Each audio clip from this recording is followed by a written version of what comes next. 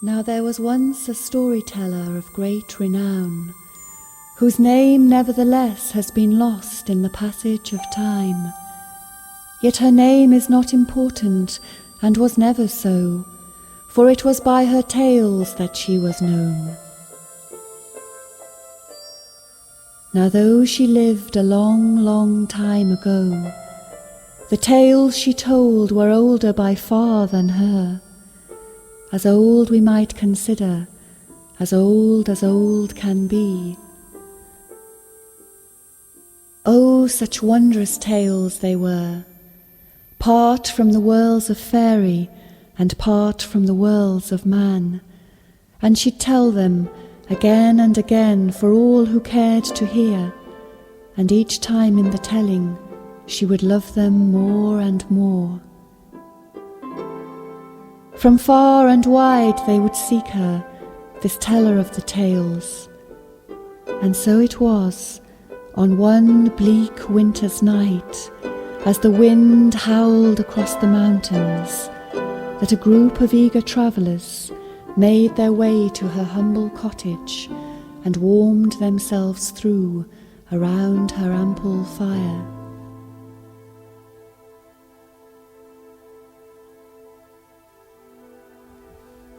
This is the tale of Vassilisa, the storyteller began. Vassilisa the beautiful, who lived once upon a time, 'tis said.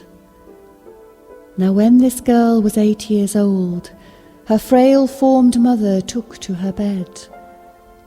Vassilisa, Vassilisa, she called to her child, I am soon to leave you, for my time in this world is almost spent, and I must pass on into the worlds of light beyond. Yet you are young and beautiful and strong, and you will live long after I am gone. She then reached beneath her pillow and brought out a little doll. Vassilisa, dear child, though now we must part, I will leave you this doll, which is blessed with my love. Keep her by your side at all times, but tell no one of her existence. And if, Vassilisa, you should find yourself in need, give the doll some food and ask for her help. And then, knowing that her daughter was protected, Vassilisa's mother drew her last breath, and with a smiling face passed on from this mortal world.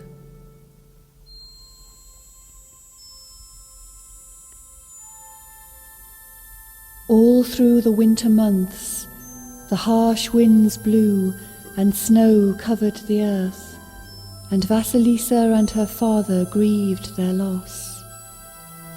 Yet sorrow cannot go on forever, and when spring came and the days became warmer, Vassilisa's father married again.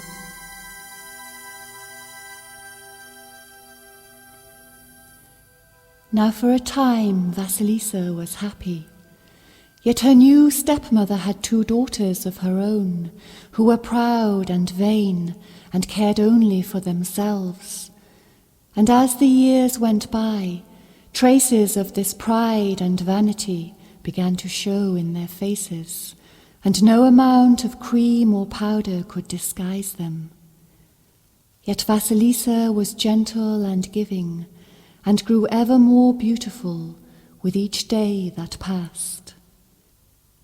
Well, this infuriated the stepsisters, and they held themselves tight and stiff with envy.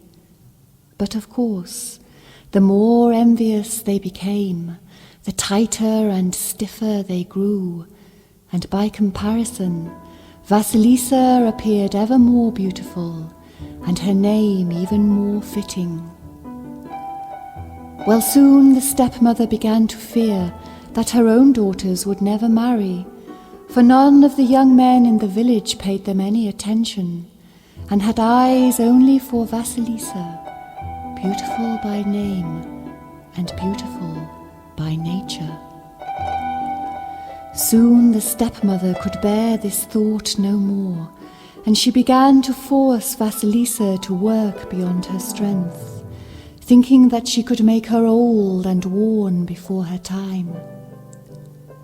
But Vassilisa bore the strain wisely, and whenever she felt weary, she would fetch her little doll from her pocket, give her some food, and ask for help. Little doll, sweet blessing of mine, share my food and sip my wine. Help me pass through this difficult time. Little doll, blessing of mine. And the doll would always eat and drink her fill, which was not much, for in truth the gesture alone was more than enough. And whilst Vassilisa rested, the little doll would gather wood, clean the grate, light the fire, scrub the floor, and anything else that had to be done in practically no time at all. Yet no one ever knew of her existence, apart from Vassilisa, who kept the secret well.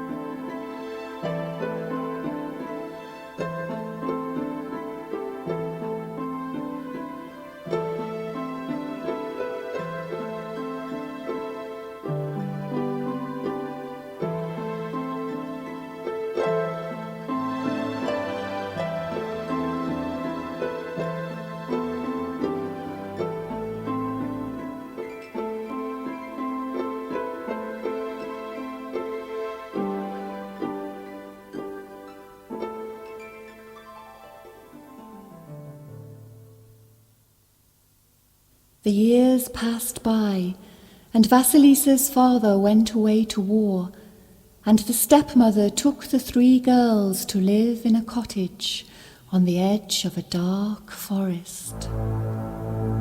Now in the deepest depths of this forest there lived Baba Yaga, a fearsome witch who without a thought would devour anyone who dared to venture into her wood. Well, the stepmother, who knew this danger, sent Vassilisa out into the witch's wood every day, with the secret hope that she would never return. Yet unbeknown to her, Vassilisa was guided by her little doll, and so, even though she ventured far into the wood, she never once encountered Baba Yaga, and each time returned safely.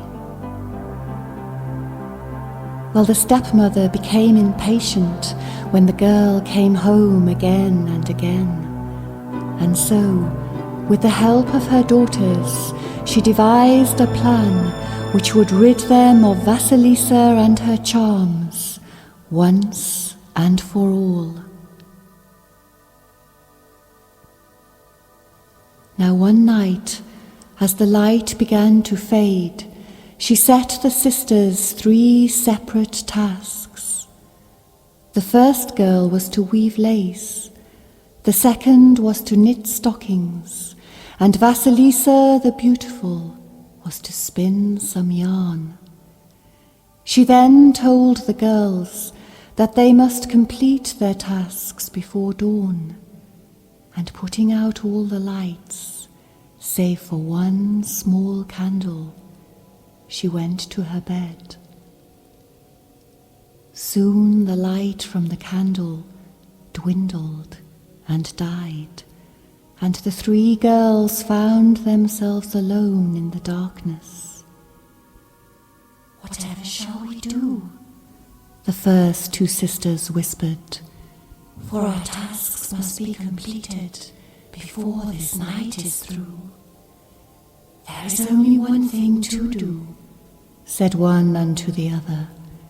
"We must ask for a light from Baba Yaga." "Well, I need not go," the first sister announced, "For I still may see by the light from my needle, and I need not go," the second continued, "for I have 2 needles, and may see twice as well. Yet Vassilisa, Vassilisa, poor Vassilisa, you have no light with which to spin.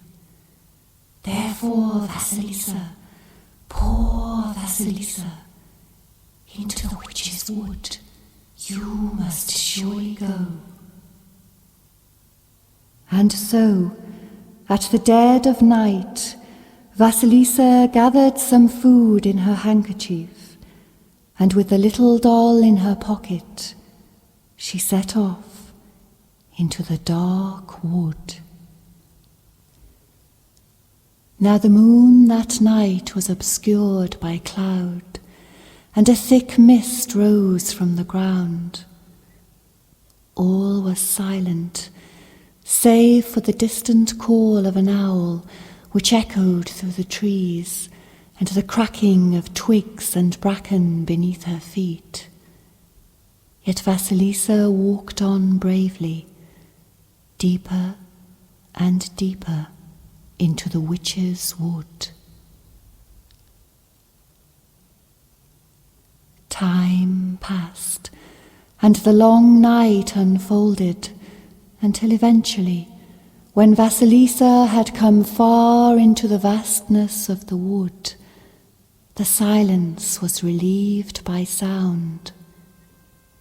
Faintly at first, far, far in the distance, a rider's horn, the sound of hooves galloping apace toward her, a glint of light, no longer far, but nearer and nearer.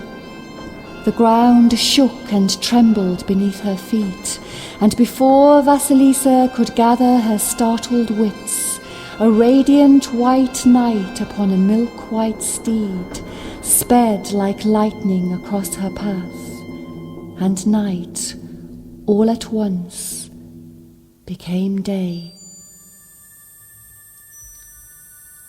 Yet Vassilisa, the brave and the beautiful, walked on, deeper and deeper into the witch's wood.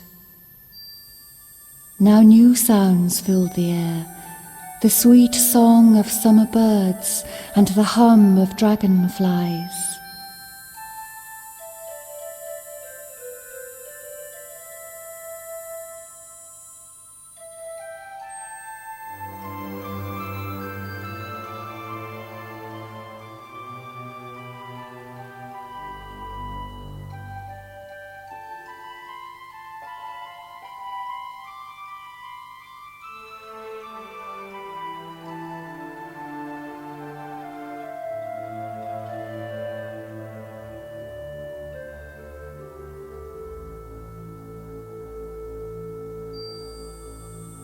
The day passed by, and when Vassilisa had come even further into the vastness of the wood, a second horn sounded in the distance.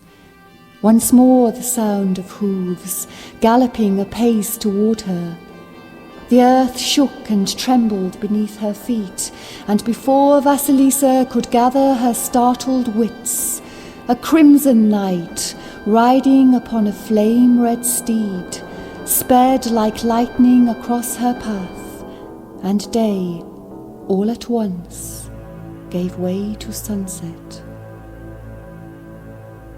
Yet Vassilisa, the brave and the beautiful, walked on, deeper and deeper into the witch's wood.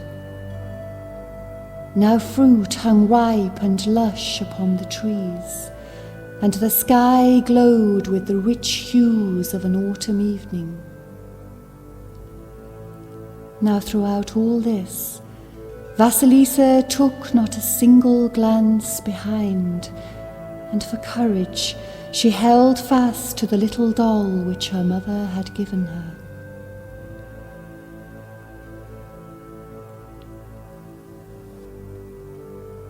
The evening passed, and when Vassilisa had come very, very deep into the vastness of the witch's wood, a third horn sounded in the distance.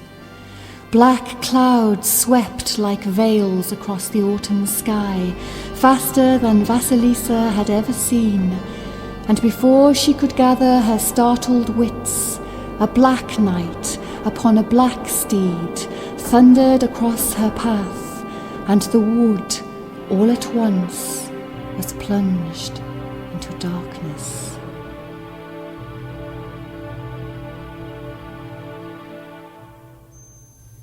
Now Vassilisa soon sensed that she was close to the home of Baba Yaga. And indeed, no sooner had this realization dawned upon her than 1,000 chalk-like skulls lit up around the witch's fence, and there could be no doubt. And beyond the fence, rocking to and fro in an old wooden chair, there sat Baba Yaga. "Who has dared to come thus far into my wood?" she began, rising from her chair and sniffing the air like a cat. "A human child, if I am not mistaken. So speak, whoever you may be, for I am sure you know there is no turning back now." "It is I," whispered Vassilisa, realizing that it was foolish to try and escape the witch's notice. "I?" repeated Baba Yaga. "And who, pray tell, is I?" "Vassilisa," said the girl, trembling from head to foot, "and I have come to ask for light." "Light? Light?" echoed the witch. "And why should you, a simple girl, dare to ask for light?" "It is the wish of my stepsisters, Baba," Vassilisa explained. "I think not, simple child. But you have come this far on their worthless account, and we must now see what is to be seen. So enter, Vassilisa, but remember, if you are to gain light, you must first work for me. And it will be far, far more difficult than you can now imagine."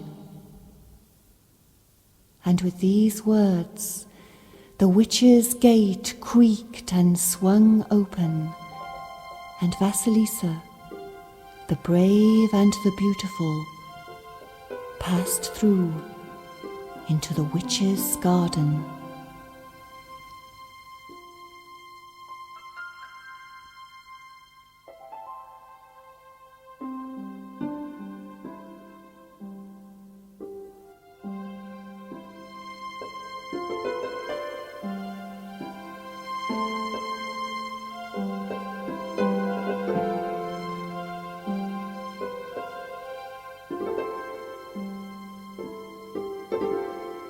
Now it was the strangest place you ever saw, but strangest of all, thought Vassilisa as she looked around, was that Baba Yaga's cottage seemed to be resting upon 2 living crow's feet. "Come, child," said Baba, beckoning Vassilisa into the cottage. "You have so little time, and so much to do, and so many have failed before you." And chuckling to herself, as witches are wont to do, she thrust Vassilisa into the kitchen to prepare the supper.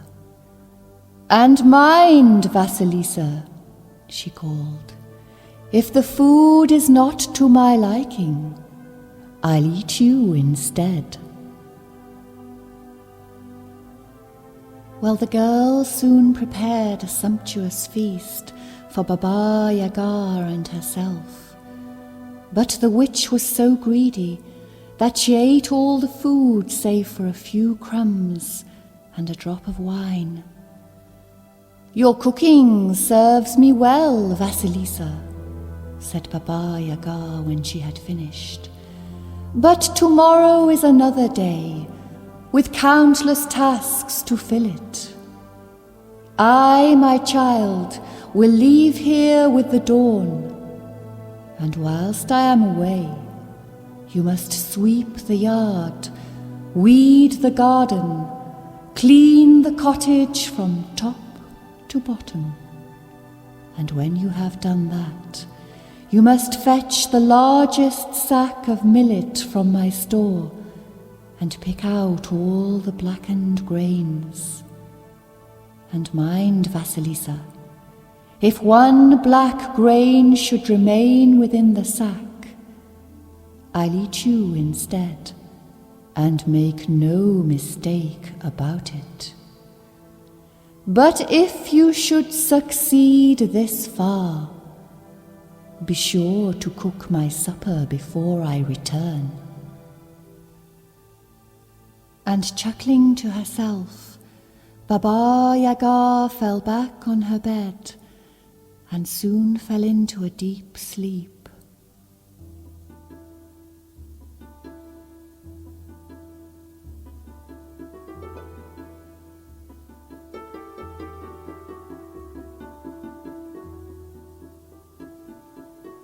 Vassilisa gathered up the crumbs from the meal and emptied the drops of wine into a small flask. She then fetched her little doll from her pocket and asked for her help. Little doll, sweet blessing of mine, share my food and sip my wine. Help me pass through this difficult time. Little doll, blessing of mine. Well, the little doll ate and drank her fill, and silently listened to Vassilisa as she spoke of the many tasks which had been set for the following day. And when she had finished, the little doll comforted Vassilisa and lulled and soothed her to sleep with a lullaby. "Sleep, sleep, sleep softly now. Dream, Vassilisa, of good things to come. And when you're well, your work will be done. Soon, Vassilisa, the light will be won."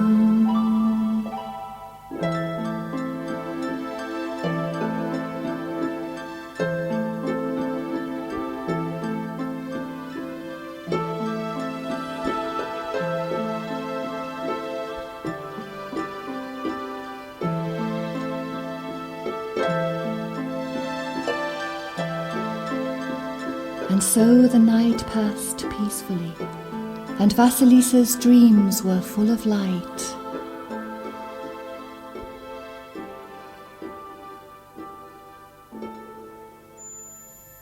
Dawn came, and Baba Yaga rose with a start, wrapped a grey cloak around her shoulders, clambered into an old wooden mortar which stood by the cottage door, and plunging its pestle into the air like an oar, she took off into the sky. Vassilisa dreamed on, yet the little doll had much to do, and so she climbed from the girl's pocket and swiftly set to work. And by the time Vassilisa opened her eyes from sleep, the little doll was picking out the very last blackened grain from the sack of millet. All that remained for Vassilisa to do was to cook the witch's supper.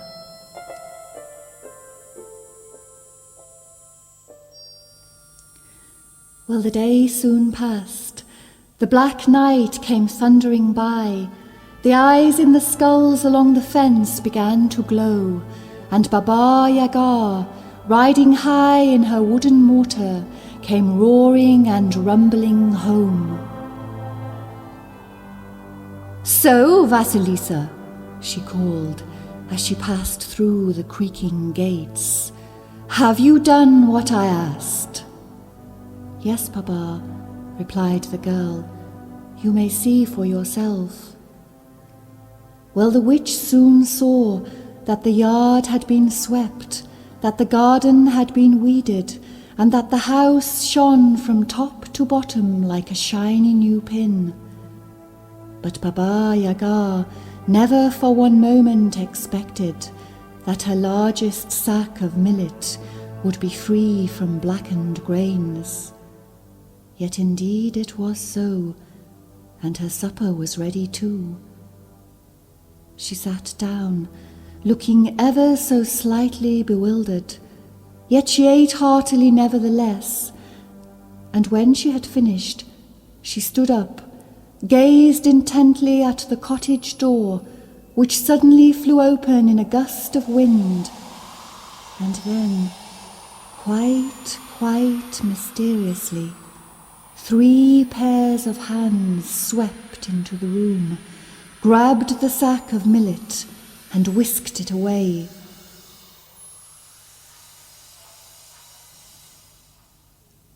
"Your work serves me well, Vassilisa," the witch began, after the strange hands had gone. "But tomorrow is another day, with countless tasks to fill it. And we shall see, Vassilisa, we shall see what is to be seen. As before, I shall leave with the dawn, and whilst I am away, you must repeat all that you have done today. And in addition, you must fetch the largest sack of poppy seed from my store, and wash and polish every single seed.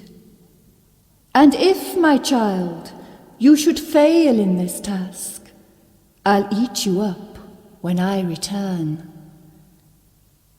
And saying this, the cruel witch yawned and stretched, and soon fell into a deep sleep.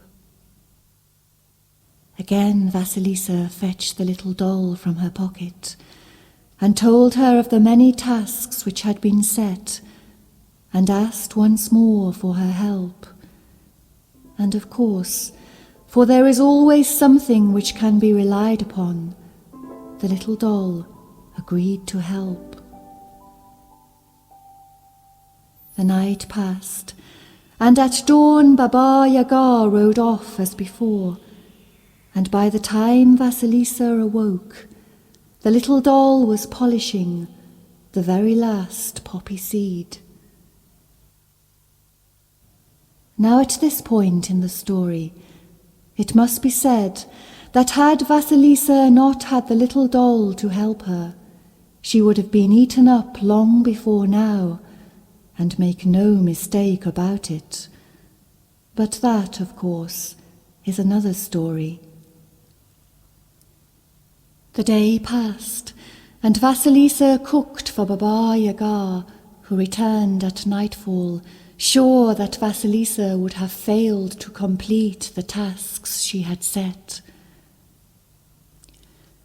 She looked over the poppy seed ponderously, and then she looked at Vassilisa, who said nothing and served up the supper. Baba Yaga did not eat quite so much this time, and after a short while she pushed her plate away, stood up, stared intently at the cottage door, which suddenly flew open as it had done the night before. Once more, the 3 mysterious pairs of hands swept into the room, seized the sack of poppy seed, and whisked it away. Vassilisa looked on silently. "Why do you not speak?" inquired the witch after the hands had gone. "Is there nothing which you would ask of Baba Yaga?" "I dare not speak before now," replied the girl, "but as you have invited me to do so, I will ask some questions." "Please do, Vassilisa.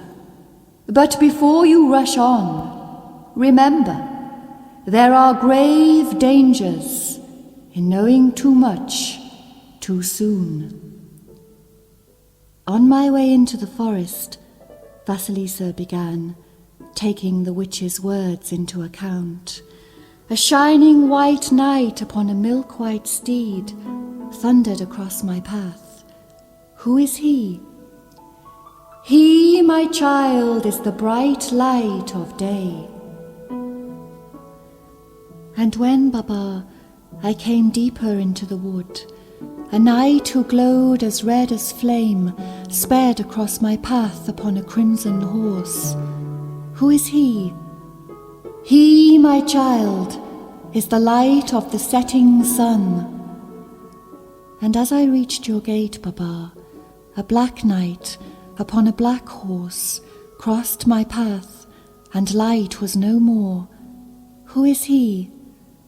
He, my child, is the night of darkness, and all 3 belong to me. Vassilisa pondered the witch's words and wondered about the 3 pairs of hands, yet she remained silent. "Have you nothing more to ask, my child?" Baba Yaga inquired. "I have not," Vassilisa replied, "for you yourself have spoken of the dangers in knowing too much too soon." "You are wise, Vassilisa, to curb your tongue. But now I have a question for you. Tell me, child, how did you complete the tasks I set you in so short a time?" Now Vassilisa's mother had told her never to tell anyone of the little doll's existence, and so she replied quite simply, "With the help of my mother's blessing." "Is that so?" considered Baba Yaga. "Is that so? Well, I have neither need nor want of any blessing in this house."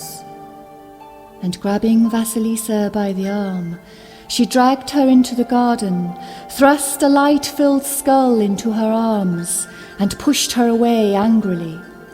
"Here is the light which your stepsisters desire. Take it to them, and trouble me no more. Now begone with you, Vassilisa. Begone, begone, begone." The witch's words rang out like thunder, but Vassilisa, the brave and the beautiful, knew that she was safe, and quickly she found her way back to the edge of the wood, where the sun was shining brightly in the morning sky.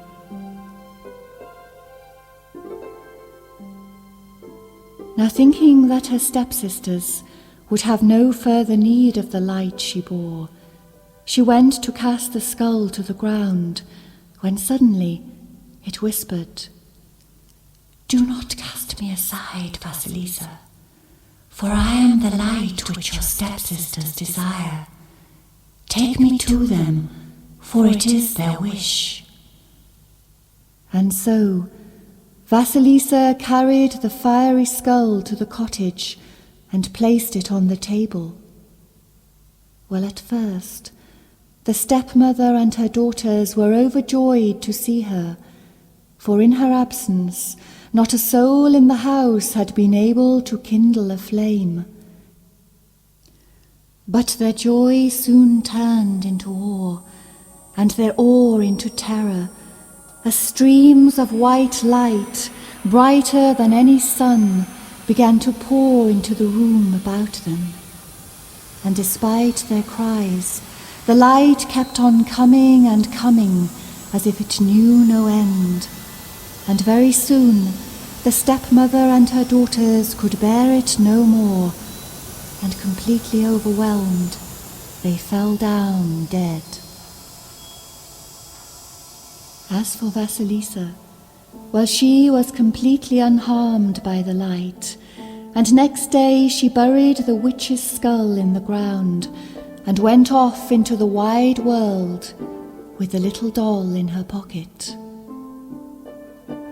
And there, with the doll's help, Vassilisa set to spinning yarn and weaving cloth, which was so indescribably beautiful that it soon came to the attention of the Tsar, who demanded to see its maker. And of course, as soon as the Tsar set eyes upon Vassilisa, he fell completely in love with her and asked for her hand in marriage there and then.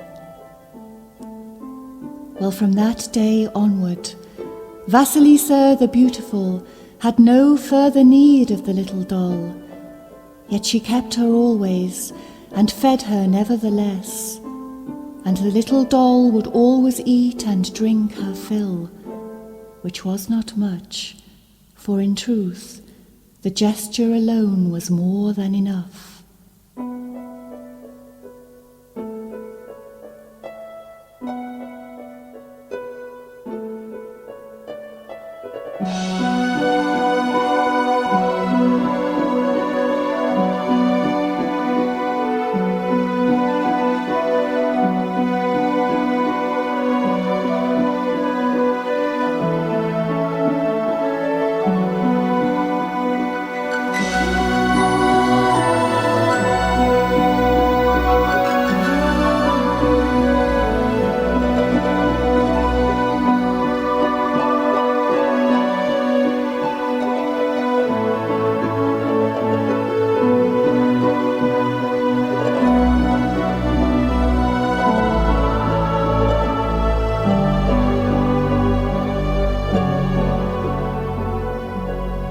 And so the tale of Vassilisa came happily to a close, and the storyteller sat back in her chair and fell contentedly to sleep.